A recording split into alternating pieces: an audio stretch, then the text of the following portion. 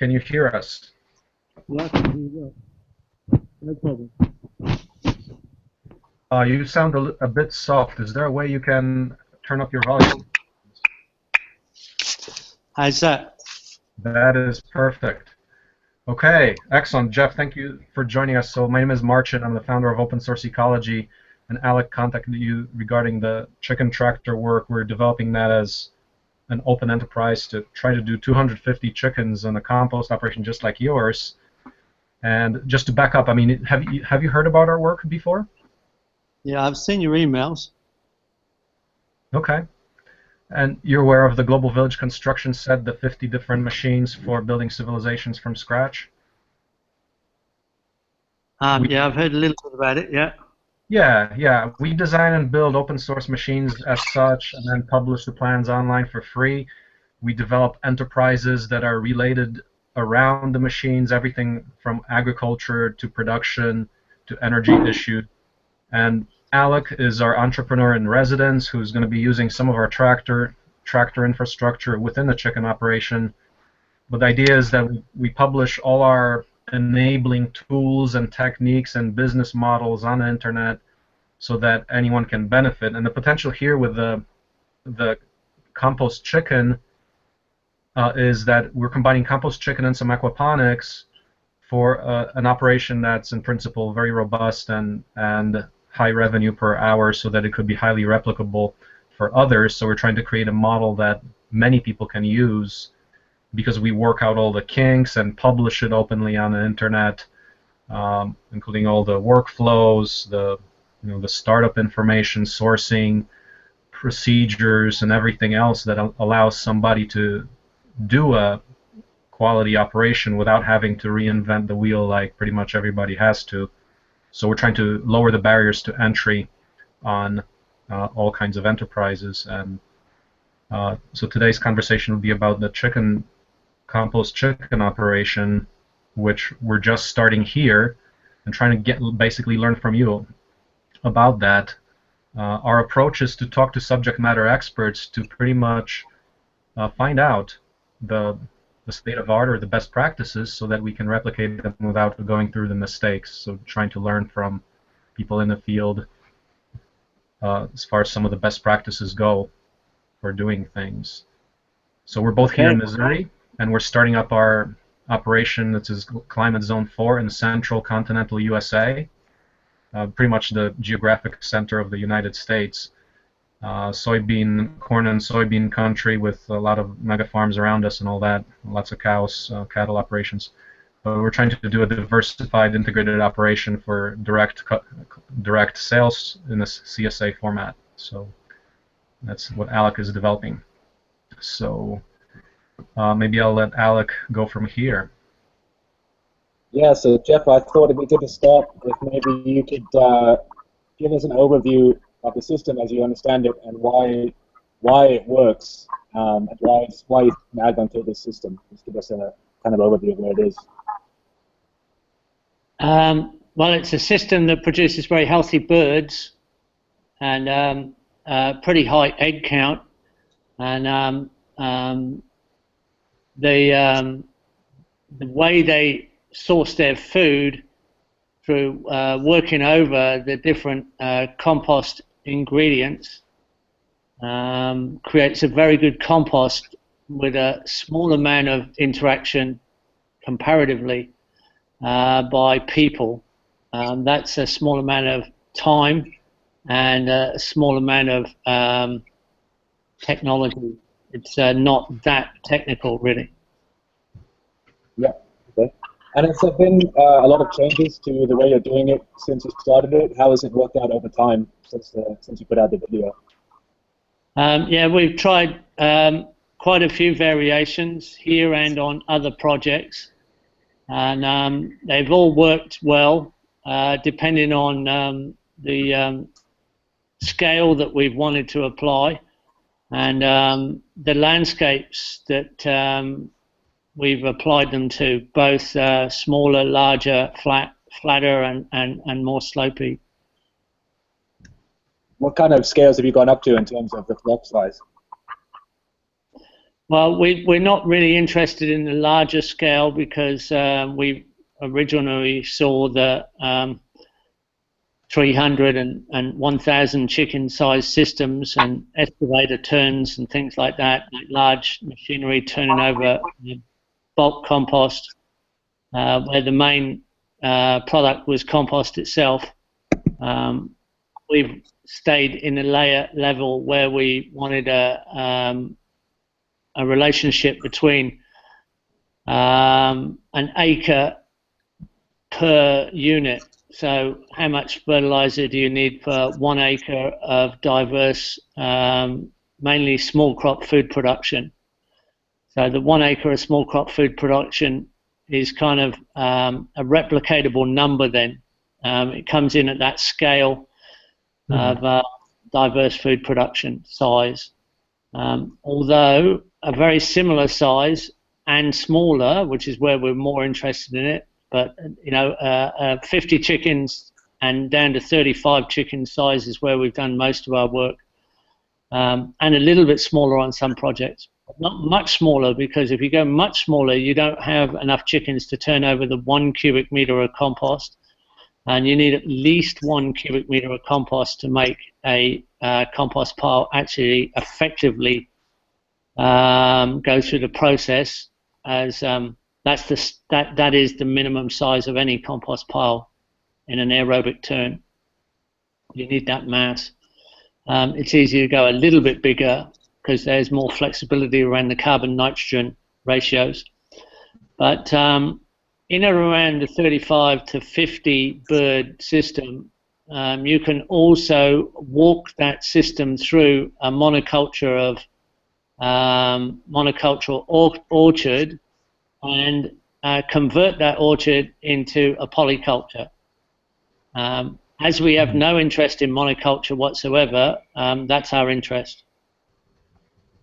Okay, so that 1 acre unit you're talking about is getting those two cubic meters per week of compost, and that's what you're using as for a 1 acre garden. That's your ratio there. Yeah. Yeah, 1 acre is receiving 100 cubic meters of compost a year. Yeah. Just a bit of context, we have 20 acres here, old soybean fields. It's very degraded soils, very heavy clay. So we're looking to produce a large volume of compost to be able to help us repair that situation, as well as getting a lot of eggs to kickstart the commercial side of things. So let's get into a bit of details. And one of the main things we're interested in is how does this work as far as the feed? Like, what would you say is the percentage of feed that the chickens are getting directly by eating the scraps, and what is generated by the decomposition of them? Are they getting most of their calories because it's a lot of food scraps coming in, or is it generating extra calories and protein from the microbes in the decomposition? It's probably 50-50. They also eat the manure, so the microbes are already present in the manure. And if you put fresh manure into any poultry pen, you'll see they immediately start to get involved in it. So it's the microbes in the manure, and the microbes in their own manure mixed with their bedding, which has been in their house for a week and is the lower layer of the initial pile, and the initial sort of caged pile. So I think that has quite a catalytic sort of effect. The fact that their manure is initially sort of breaking down part of the cycles in the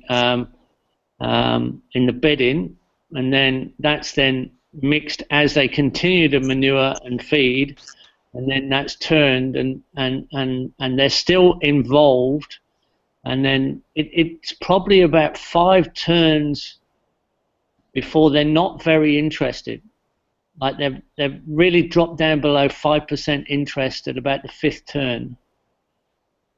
And then it's possibly a turn or two later, depending on the quality of compost you require.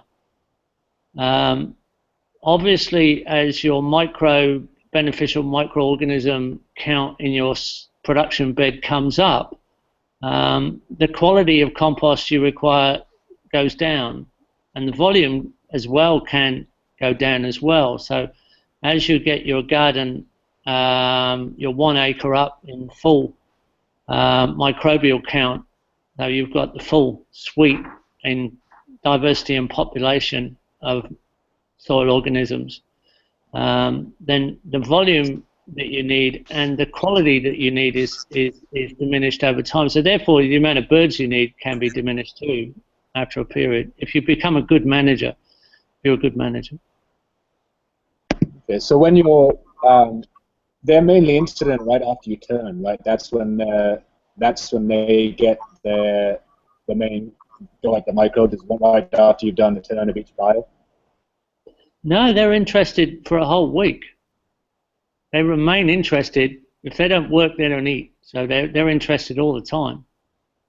Yeah. They don't just eat one day and sit around for a week. No, they eat every day, and they're obviously enthusiastic. They're enthusiastic when you first do the turn, but the closer to the front end of the turn, the more interested they are. I'd say that they would be 90% interested in the brand new food scraps and manure, and then they're 75% interested in the second turn, and 50% interested in the third turn, and 20% interested in the fourth turn, and 10% in the fifth, and then they lose it. They're not so interested after that. So if you want I think the microorganisms are actually a lot. They're kind of macroorganisms in as far as micro and macro scales are concerned in soil biology, but the organism size drops considerably towards bacteria towards the end, and as majorly we are producing compost for crops, it is bacterially dominated compost that you need.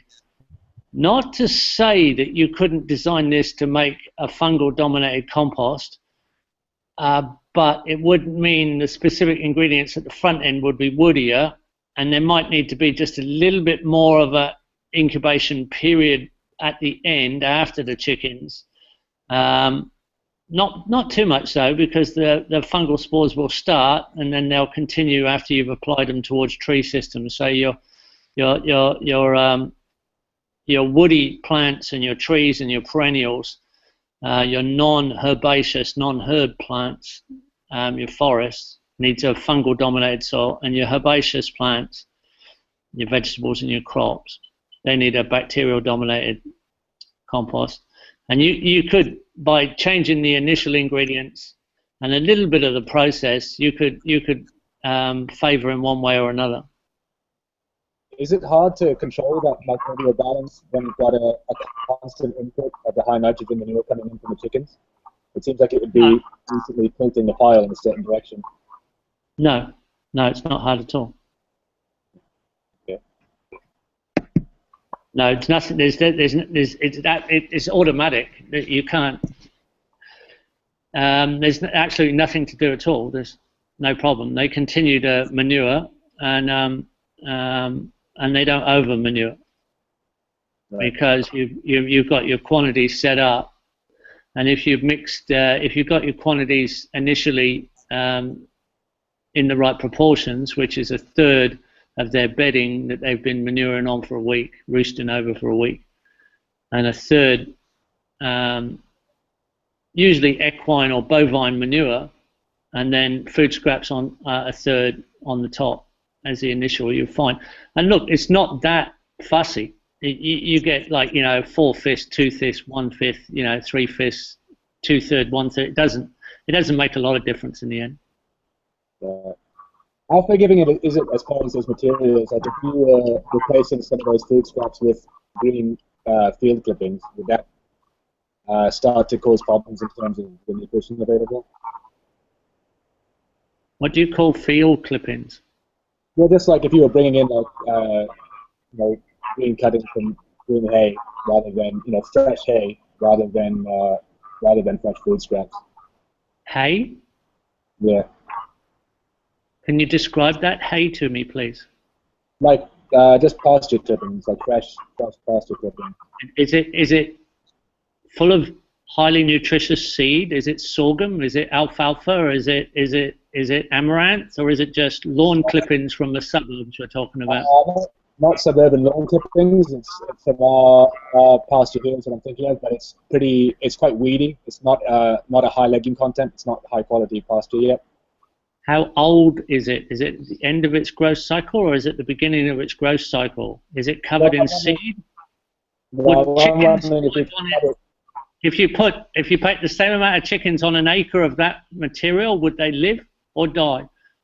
Right. Okay. You have to ask your chickens. You'll find the chickens will be the intelligent ones in this equation. They'll be the ones that will discipline the humans to make good compost and apply it at the right time, which is weekly. The chickens would eat primarily the bugs like grasshoppers that are on all that grass. The grass itself doesn't, I mean, right now it's fresh grass starting to grow, but there's going to be a lot of bugs, mainly grasshoppers. Lots of grasshoppers I've seen. You're going to capture the grasshoppers? Not seed. Say it again? You're going to capture the grasshoppers?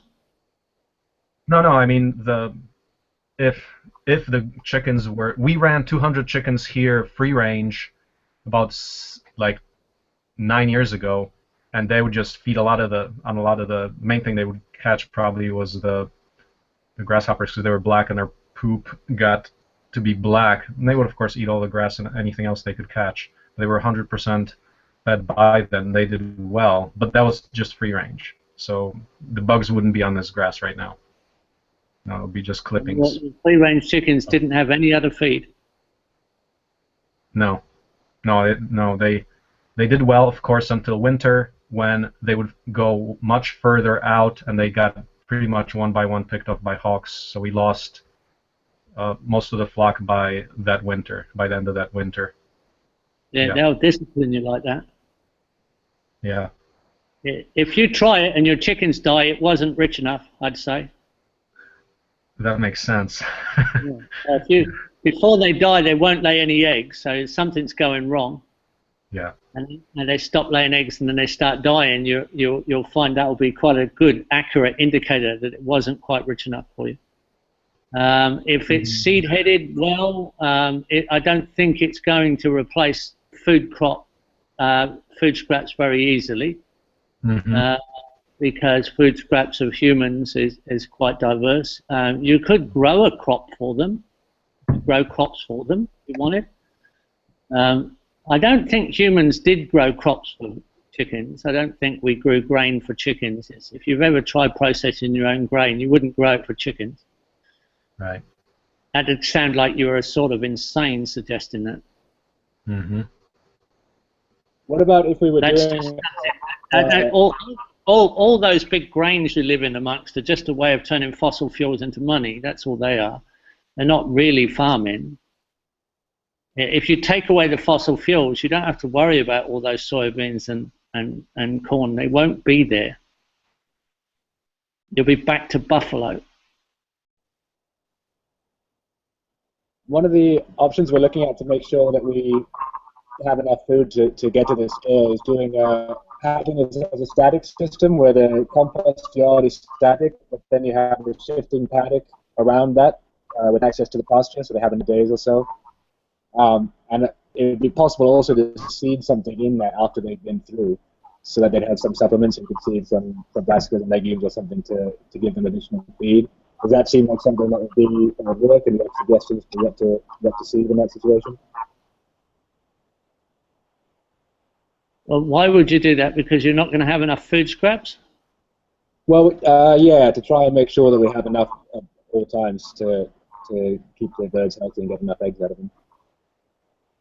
It's the food scraps and the manure. If you have enough food scraps and manure, you want to mow that pasture for the bedding for them. And you're going to have to get straw or hay for the bedding, and that bedding goes at the bottom of the first cage, and then you need a few cows or horses or you need access to that manure to equal that. So a minimum pile is 1/3 of a cubic meter of manured bedding, hay, that's been manured for at least a week by 35 birds. Let's talk about a 1 cubic meter pile.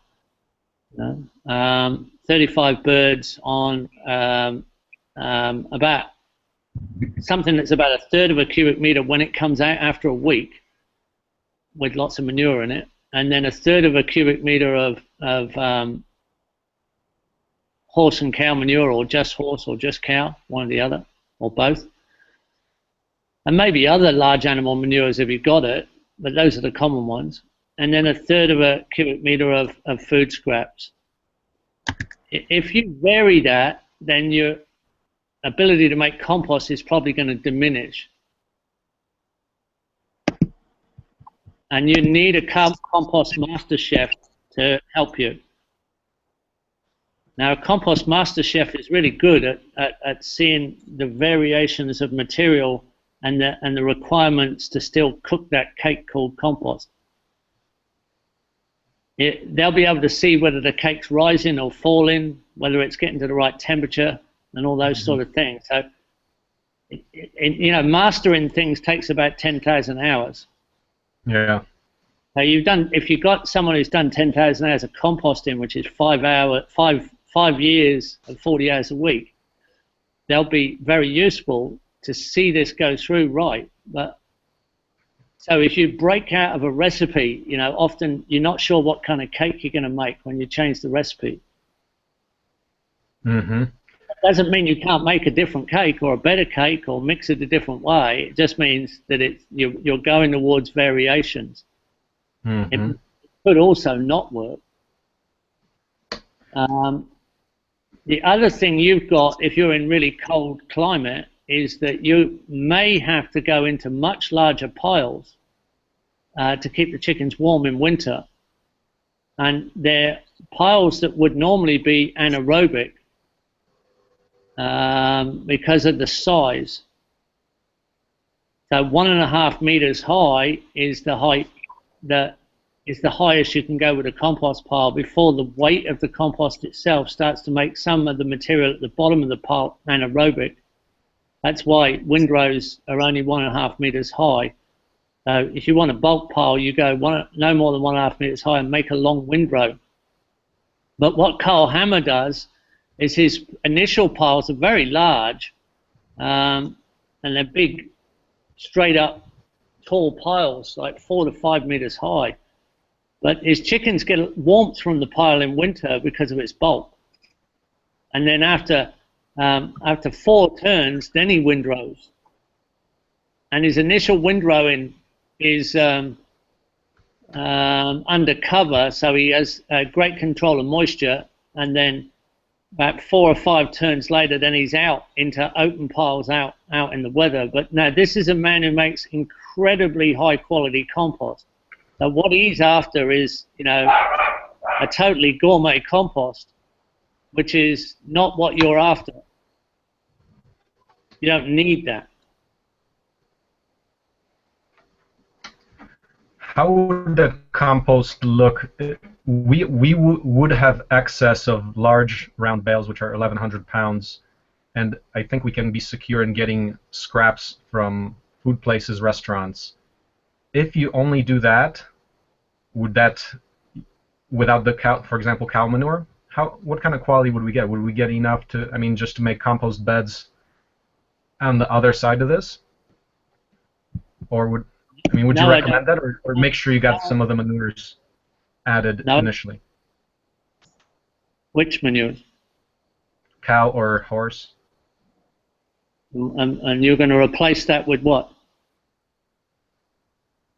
Well, the chickens are going to start going at it and start doing their own manure. So if you've got another 1,000 chickens that you can get their manure from, you can't take the flour out of the cake and expect it still to be a cake when you add eggs and sugar. You know, come on.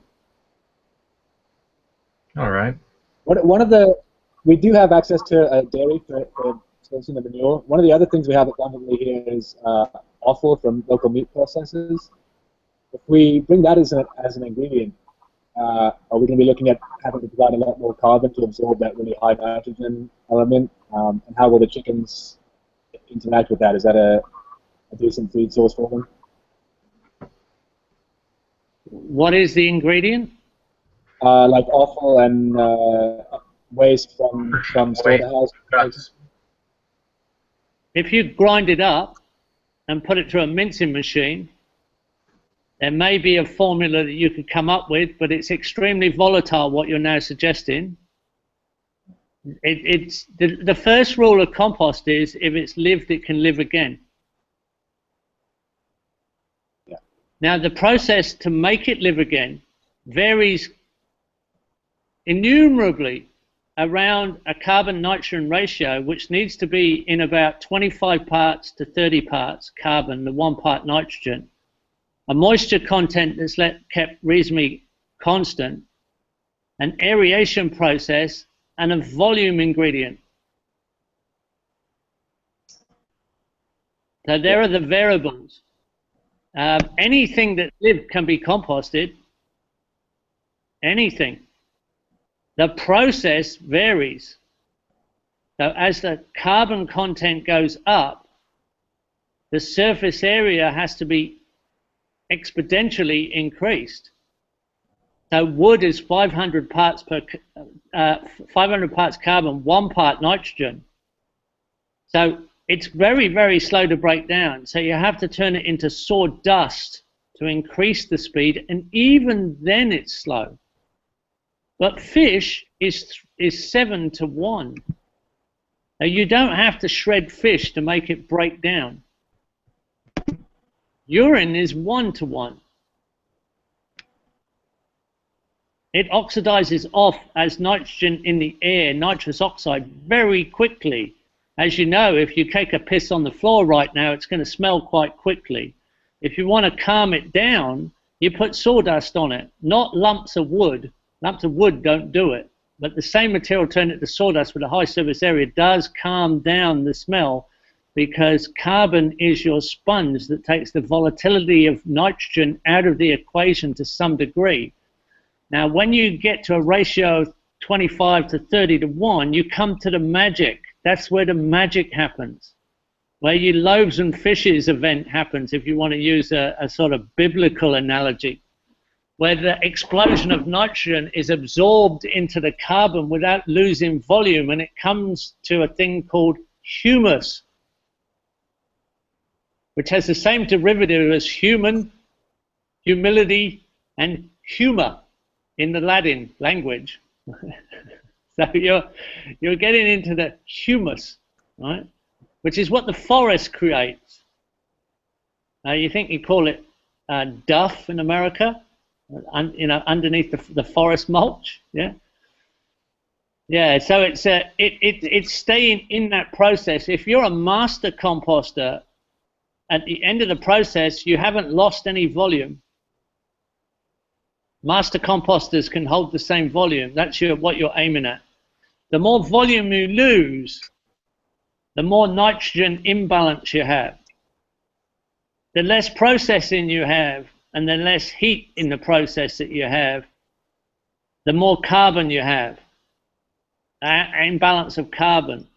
And then there are other effects with moisture. So moisture content needs to be constant. Those are the only parts of the equation that you're dealing with. But chickens live to scratch, and their processing of scratching is very constant and of a very high quality. You could not imitate it with any kind of machine or hand tool. So there is something else going on in this process that I only saw an example of a little over 3 years ago in Vermont Compost, in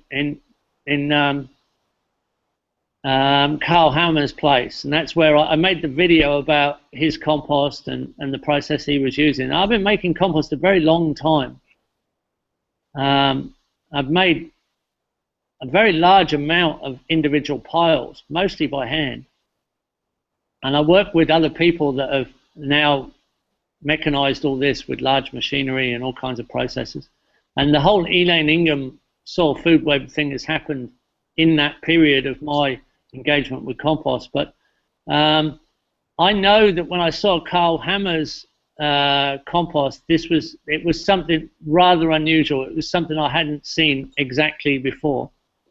It was a different set of processes going on with the chickens. So that's why I got engaged in seeing whether I could bring it down into a production scale per acre or a conversion scale per monoculture orchard for the smaller farmer, and move into convenient composting rather than super quality composting, which is what Carl does. I mean, his compost is extreme quality. Elliot Coleman buys his compost. People who grow food for locavores in Iowa ship his compost from Vermont. That tells you how good it is. So it's and we keep a lot of chickens. Like, we have chickens processing food forest for establishment. We have chickens in food forest maintenance. We have ducks. We have turkeys. We have dairy cows. We have beef cows. We have horses. We have goats. We have rabbits. We have all kinds of animals. But I have chickens turning gardens over in the main crop garden. So on my main crop, I use chickens actually turning the garden and moving every week or every 2 weeks. We're experimenting with ducks on that. Now we have so much quality of soil. We have chickens that are composting. We have chickens that are moving through food forests that need maintenance, not just establishment. And our compost chickens are the healthiest chickens on the farm. Now, even the regional vet can see that. It's not my opinion alone. We've actually just stopped because my students wanted to learn composting by hand. We've put our composting chickens into another work mode at the moment because my interns, I have long-term project interns here now. I don't have anybody else. I've kind of shut the farm to woofers and shut the farm to everybody, except I'm trying to produce high-quality project managers because I've got so many projects being offered. And but the chickens are incredibly healthy. They're the best-looking chickens on the whole farm. It's really shocking how good they look. Quite surprising. So how do you feel about this as a potential system for kind of small-scale farmers who are looking to get established, gearing it toward egg production, using the compost on their farms to help establish their crop systems, but taking it up just enough of a scale to use it for egg production and try and bring the profit margin on eggs a little bit higher to make it workable? Because if you're in that kind of small-scale egg production, it's pretty hard to make a decent profit on eggs. Do you see this as something that's applicable in that way? I think the profit on eggs goes through the roof if you don't have no inputs, doesn't it? Yeah, but working at that scale, that larger scale of a flock of 250 laying hens. I've got no idea. I'm not interested in scale. No. I think scale's out of scale, out of order. But you're American, so like you've got big populations all around you. You just go down the road and get tons of stuff, and you've got tons of customers and all the rest of it. So you might need it. I mean, everybody, all the people I know in America, they've always got 2 million people down the road, and so they work on this consumerism system where scale seems to matter. I have 30,000 people down the road. It's Australia. I'm not near a big city. I'm allergic to big cities. I don't like them. Yeah, why not? What would stop you? Just scale it up. You just got lots and lots of little tractors. You also realize you have to have some cows, or you're going to ship in someone else's manure. But why not have some cows? Why have your income? Why have all your eggs in one basket, literally? Why not be, small crop vegetable producers? Have a nicer lifestyle with more diversity. Why be just a boring old chicken farmer?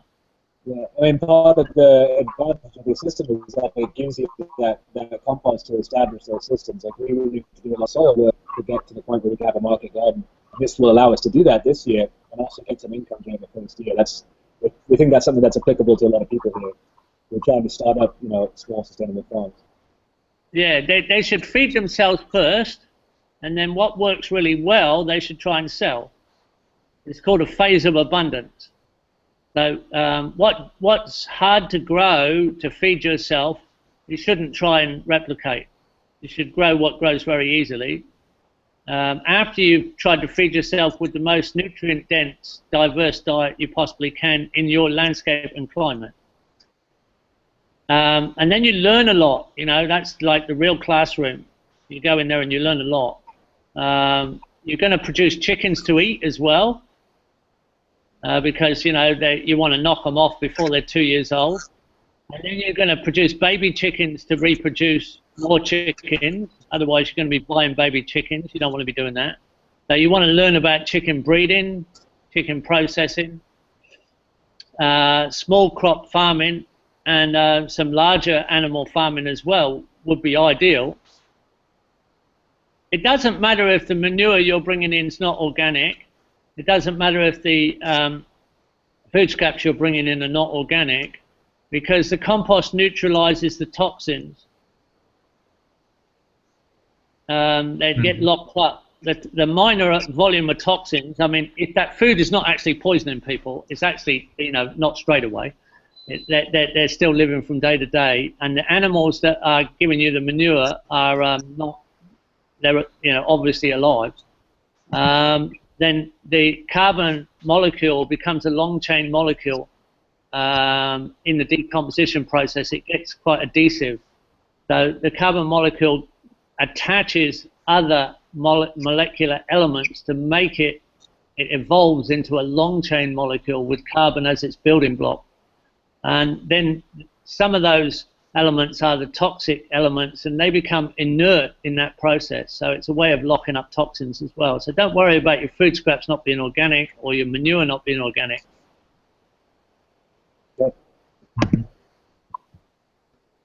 Do you know or even your hay, for that matter? If you're bringing in the bales of hay, it doesn't have to be organic either. Would you be concerned about yard clippings where they have a lot of pesticide? No, as long as you're not bringing in. I would bring in yard clippings that have not dead when you picked them up. In other words, they can be dead when you pick them up, but like if they've nuked the whole yard and it's all dead, and then you go and cut it down, I wouldn't bring that in. But if it's clippings from plants that are alive, that'd be fine. Okay. Because if they're alive, they can't have a lot of toxin on them. If they've been killed by toxin and you've got plants that are dead because they've been sprayed, then you don't know the volume that was used to spray them. It can be an enormous amount. But if it's live plants that were alive when they were cut, absolutely no problem at all. Mm-hmm. Even horses that have been wormed just recently, that manure is okay if the worming didn't kill the horses. But I would not put that in worm farms because it's specifically directed towards worms.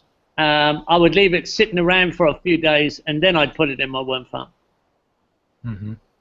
Or a week or a couple of weeks to be on the safe side. Mm-hmm. But it's okay in the compost. Fine. Okay, that's feedstocks. Do you know of people who are running the compost chicken egg operations, and what kind of economics they are able to get because they don't pay for the food? No.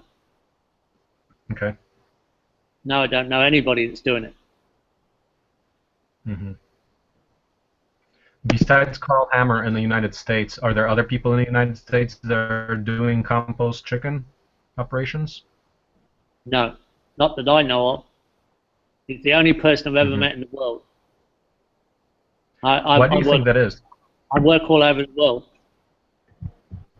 Why do you think this is not so popular, given some of the unique features of the system? Most people are stupid and they don't like to think about two things at once. Great answer. And we have to think about 200 things at once. So it's, most people don't want to juggle it all. But once you start juggling balls, you can just add lots and lots more balls into the equation. So you prefer to be a juggler than, a one-ball player. Okay, right. So, Alex, do you want to show Jeff the potential layout of this operation for him to comment? yeah, sure. How do I do that? Do I just share that document by the Can comments? you? Well, let's see. Jeff, are you familiar with how you can access, if we paste a link in the group chat there, if you click that blue box on the upper left, you can see the chat box, and there's the link, and we just posted a link. Yeah. And in it, if you go to the second page, we have shown the actual layout of what we're considering on the site here. And Alec, maybe you can walk us through that. It appears that Jeff is in there. Yeah. Okay, it appears he just entered. So page 3. So yeah, what we're looking at is a static system there, so that in the building there, that structure on the front is a greenhouse, which we're going to be converting into the coop.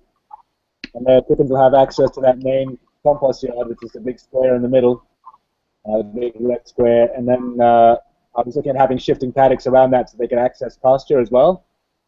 So it seems like you were saying before that their access to pasture is probably not necessary. Is that right? Well, you could do it. They probably won't bother going out there, but yeah. Because they have all the food in the piles, right? Yeah. Right. Yeah, but Carl doesn't fence his chickens at all. Yeah. They don't go anywhere. They don't run away. They just go to the house at night and they go to piles all day. Yeah. If we run them free range like that, is there a danger that they stop laying in the coop and start wandering off to lay elsewhere? That's one of the reasons we're looking at keeping them fenced. Probably not. They're probably going to go to the most convenient place to lay. Doesn't look like a very sort of diverse landscape. Where are they going to go? Right. Well, we have just to the north of that, there's an orchard, and then beyond that, we're planting out hazels and stuff like that. There is a lot of forest around the side of it that you can't see in this photo. They're probably scared stiff of the forest because of the foxes. Yeah. But they'll.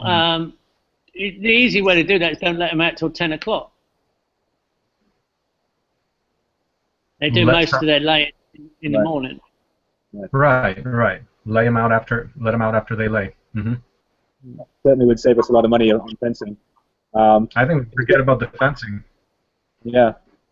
If you go down to the next page, it's what I'm looking at doing is having 4 piles at once, sort of moving in a flow-through system through that area.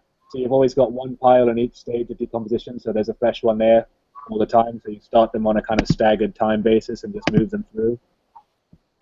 Is that important to have the different stages available to them at every time? Like if you did 1 big pile, you would be starting to go cold on them, right? And they'd be less interested. Yeah. They need all of them. Yeah. You need to be making a pile every week. Yeah, that's what I'm looking at. Pile every week. Yeah. Okay. Every week of the year. And with your recipe, you're turning pretty regularly every week, or are you monitoring the temperature and sometimes having to turn it earlier or later depending on what's going on in the pile? No, we're just turning every week in this case. Yeah. You could turn regular if you want, but you're going to turn over more compost, I think. I turn Berkeley heaps. I leave them for 4 days, and I turn them every other day for 14. Yeah.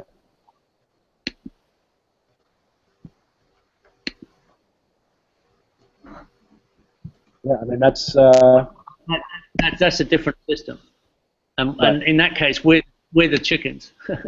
Yeah, yeah, that's a lot more labor intensive, right? I have made compost in 12 days by turning it every day, but it's 12 turns instead of 8. It's fast. Yeah, you can make compost in 10 days if you turn it every day very, very carefully. It's not perfect compost. You could definitely call it compost. Is there a number you have? If it's a cubic meter pile, every week you're introducing how much new hay for your 36 to 50? A third of a cubic meter. Third of a cubic meter, okay. A third. Third of manured hay, chicken manured hay.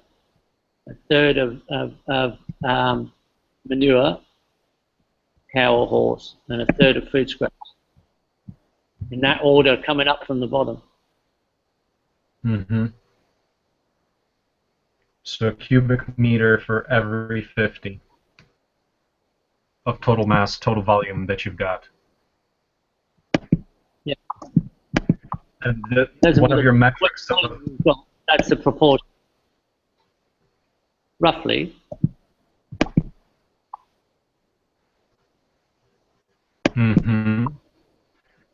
So if we're doing 250 chickens, 5 cubic meters, is that loose, or is that's loose? Like after you say you're using bales, that's after you loosen them up.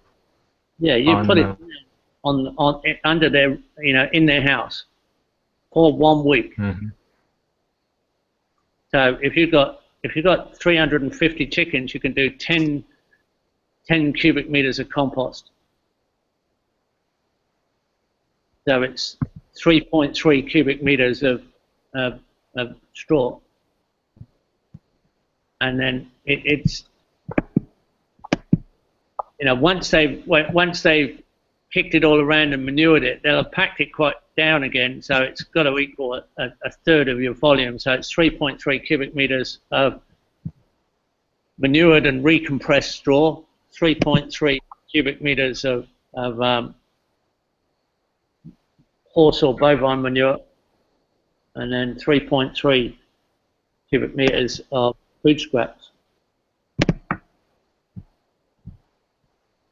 That gets to some huge volumes there. It's more than a pickup. 10 cubic meter pile every week.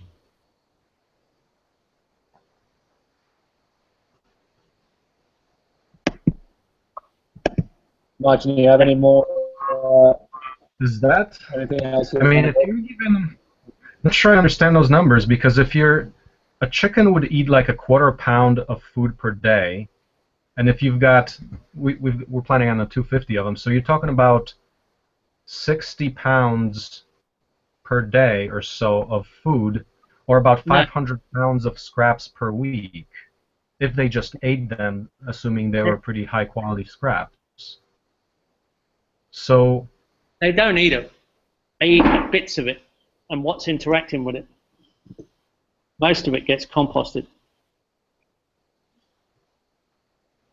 How would it work if it's say you're getting high, say you got a restaurant, that's got a lot of bready stuff and lots of high nutrient stuff. I mean, would another feasible route would be to feed them that? I mean, some of it composts, but they're eating a significant portion of that without letting it compost? Because I mean, in terms of volumes of handling this, then you're going to get chickens and not compost, aren't you? So your chicken quality is going to go up and your compost quality is going to go down. Right. So in this route, you're not getting compost. You're essentially feeding the chickens. You're really thinking too deeply about this, guys. You need some chickens, and you need to have a go. You're trying to break down something that's not worth breaking down. Suppose they had Wheat Bix one day and muesli the next day, and the next day they had, like pickled onions. It's like, well, it's roundabouts and swings. At the other end, there's compost. Like you see a little bit of an adjustment here and there. It's all covered in cow shit a couple of days later. Do they eat muesli with cow shit on it? I don't know. I mean, they look like they have a good peck around things. I'm not sure what the hell they're doing, but I know they're good-looking chickens. I know it's good-looking compost. I know we've got a good-looking acre of vegetables sitting next to it. And the glory shot, you know, what comes out the vegetable garden and what comes out in eggs and what comes out in roosters, because a lot of your little chickens aren't chickens, they're roosters, so we knock them off and put them in their kitchen with no clothes on, you know. Mm-hmm. So, you know, how long do you grow them out? Like 6 months or so? Well, until they won't get through the electric net. Say it again. In our case, they're going through an electric net because we got them in next to a garden. Let's say you'd probably grow them out 6 weeks, or, you know, if you want it, if you don't think they're, you know, you haven't got to have a net, you probably got 6 weeks. They won't get killed by the crush. Under 6 weeks, it depends how many chickens you've got. Because like small chickens under 6 weeks old get killed in the crush, which is like they get trampled on and kicked by big roosters accidentally, and you get a mortality rate. So you keep them with mother chicken for about 6 weeks, and then you let them go in with the flock, and at 6 weeks they can stand the rough and tumble. But they won't lay. They won't lay for like 11 months. They lay just under a year usually, and then they're good laying for about a year. If you're really fussy and you want this at production levels, you're knocking them off at about 2 years old. If you're not fussy about that, you know, then they'll lay for their whole life with this system, but they'll only lay 1 egg a day in the last year of their life, 1 egg a week at the last year of their life. Right. Free-range chickens lay for their whole life, and these birds act like they're free-ranging. Yep. Yeah. Most chicken farmers, whether they're free-range with Marima dogs following them around, like this Joel Salatin type thing that's become so popular, you know, the ranging chicken caravan and all that, it's at about 2 years that they knock off the egg layers. Yeah, and a lot of people just trash them, but you can soup chicken them. Do you like Joel Salatin's system for the egg layers? Sorry? Do you like Joel Salatin's system for the egg layers, like the chicken mobile? Yeah, I mean it's okay. I mean it fits in if you like. I don't think it's the only way to produce eggs, and you know, it depends what you want to do. If you want to be commercial and you want to buy your baby chickens and, you know, sell lots of eggs and move them around behind your cows, it's okay. It works. It's not unethical. There's a lot more unethical ways to grow chickens, and there's lots more ways you can also grow chickens. Loads more.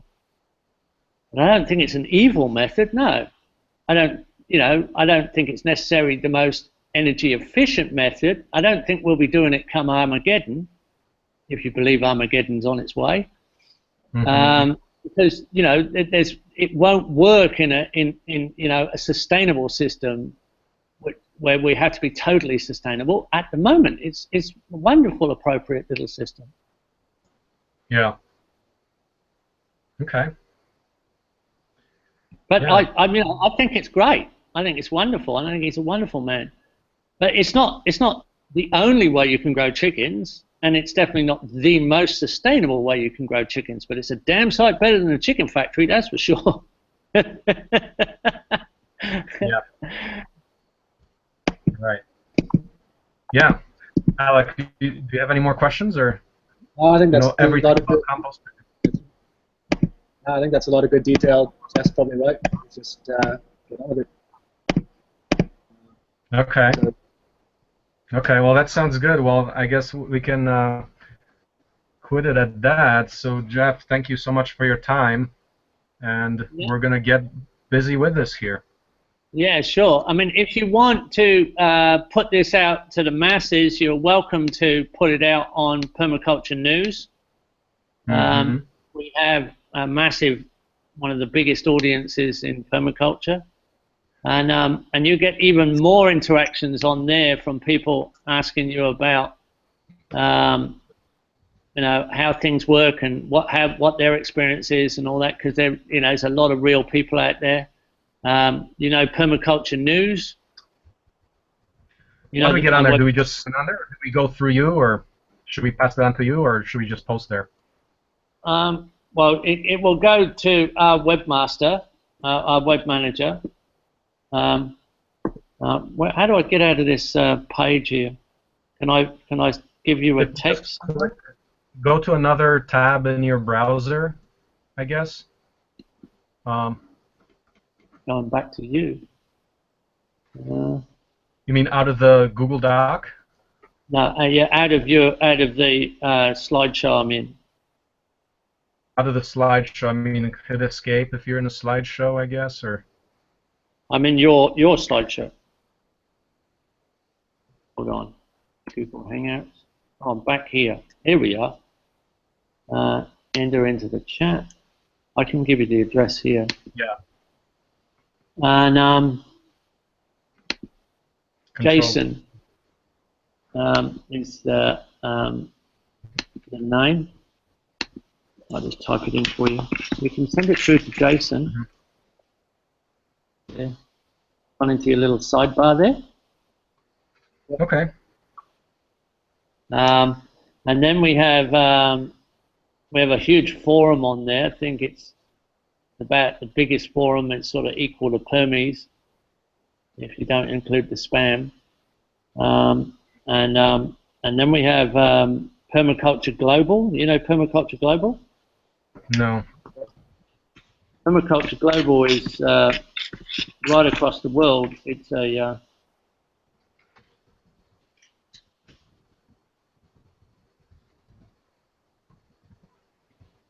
permacultureglobal.org. There you go. And that's got people right across the world. It's a sort of Facebook format. It's a Ruby on Rails website that networks people together right across the planet. Okay. And then we have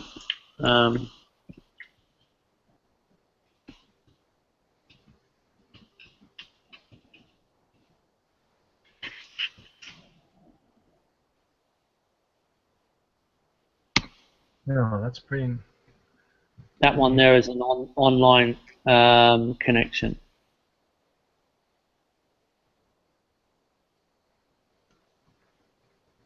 But Global gives you a lot of links to people. So if you post in Global, there's a lot of people. If you go in the forum, or if you get a news article up, it gets you connected to people all over the world. A lot of them are playing around with this same system. There are some playing around with the same system. There's a number of people. Oh yeah, a lot of people. But there's Okay. nobody that I know of. The question you asked me, is there anyone doing commercial egg production? Not as far as I know. Is there anyone doing commercial composting production except for Carl Hammer? Not that I know of. There might be by now, but not that I know of. So these examples are where people are generating compost for their 1 acre scale gardens. The number of people They could be doing it for their urban gardens, or they could be doing larger gardens for all I know. I mean, I'm not keeping tabs on everybody. There's thousands of people out there on those websites.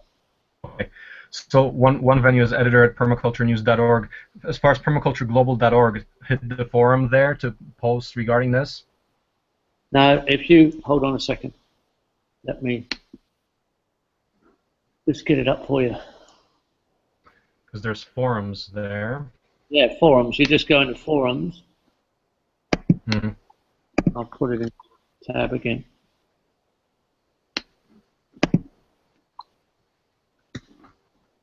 There. If you go into there, you can ask, you can do all kinds of things. There's a huge amount of interaction there. That's Permaculture News, the forum page. Okay. Yeah. And as far as Jeff Lawton Online, is there any communication venue there, or that's just not so much? Is there what? With Jeff Lawton on, compostonline.com. Are there any communication channels there for various discussion groups, or that's just reporting? No, that's just our own information going out to people. But the other two are, very interactive, and we've created the forums and the as an interaction, and the global is a massive interaction. Someone's asking a question in the sidebar: what kind of results is he seeing that is promising? People, good operations. Any promise? I don't know. Just a question in terms of something that's making change, as in replicability or impact on future of the Earth. Any notable things that are happening outside of some level of progress? I mean, do you think that the permaculture world is taking a hold, or it's stagnant, or the chicken system, the chicken composting system has been a nice little interaction for sustainable project, anchoring sustainable projects in their fertility. It's been a great system because of the little disciplinary action that you're sort of forced into in the flock management. Sort of forces you to make compost, and then it forces you to make compost, makes things better. Globally, I think there's more and more recognition all the time as permaculture as a science. We now have it, actually this week, it's been recognised in the universities of Australia as a doctorate subject. Bill just got given an honorary doctorate. More and more people, there are, and the first programs that opened up in universities are, you'll see the post on our permaculture news. I had to go and receive the doctorate for Bill, because he wasn't well enough to go and get it. And they're a campus that goes North America to California, Bali, the Green School, and IPEC in Brazil. So they're sort of a global campus.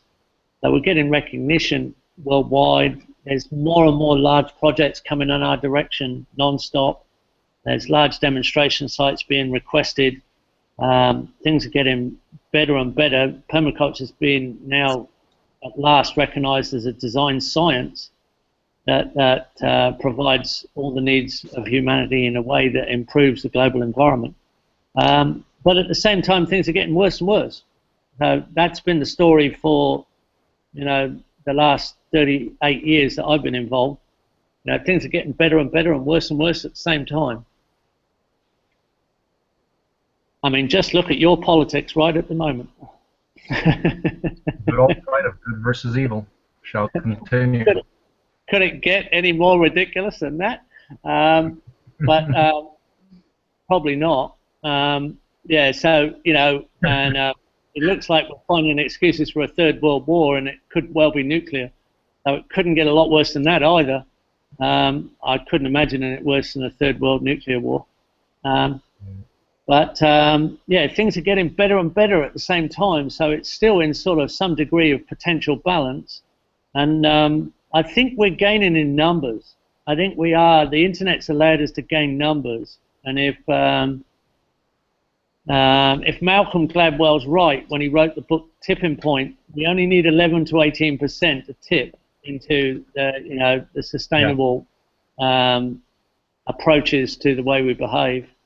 And that's all it will take. It'll only take, the intention, the masses to tip into the intention of sustainability and the desire, the primary desire of human activity to be sustainable. And it's a done deal. All the other stuff goes under the carpet. But we're not there. No, we're not there. Hopefully we're getting closer. What do you think is the percentage at this point, people who are awake or sentient? 1%, I would say. 1%? Yeah. So we need an order of magnitude improvement. 99% of the people in the world haven't heard the word permaculture yet. Mm-hmm.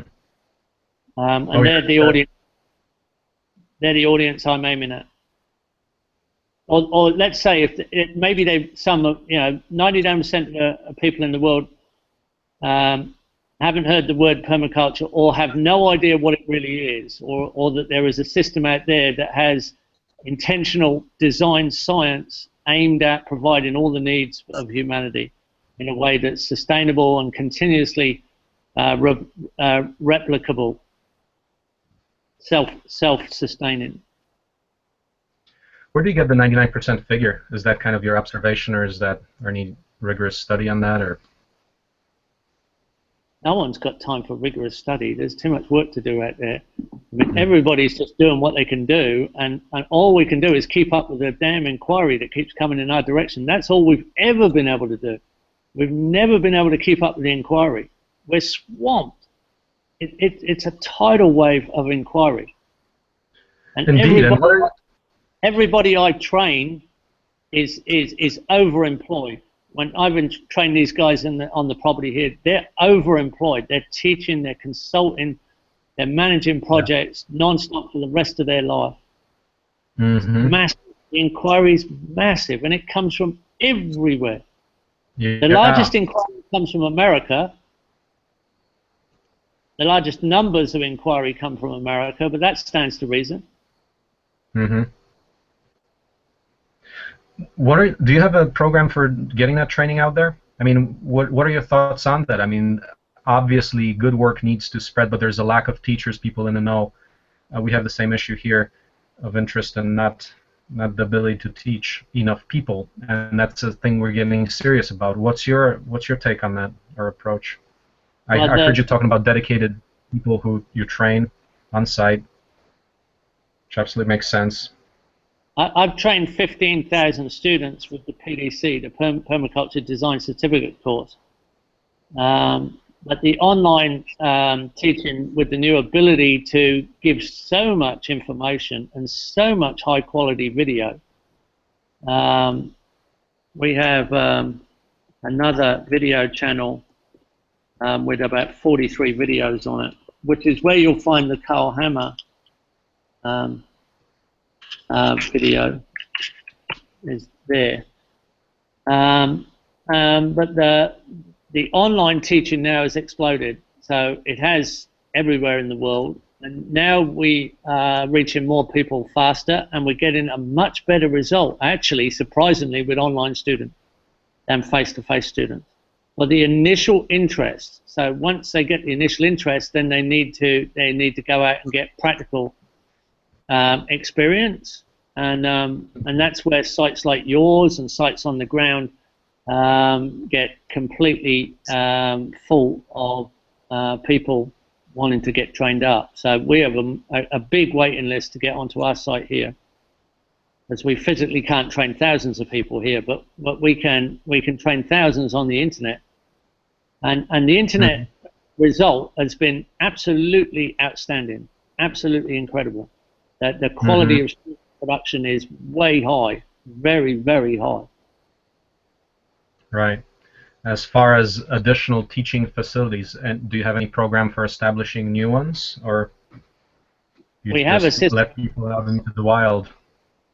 People go and set up their own systems. People go out and set their own institutes up all the time, and we help them with that. And we have a master plan site system where we help them get established. We have a Permaculture Research Institute USA, PRI USA, and that's going very well. And their main function is to help people get established. Is this master plan system, is that available to anyone, or is that open source, or is that you have to pay for that, or how does that work? No, it's available to anybody. Okay. You need to have a... So you're looking at... Sorry, so you're providing plans, your vision is plans that can be replicated rather identically, or just basically a design guide?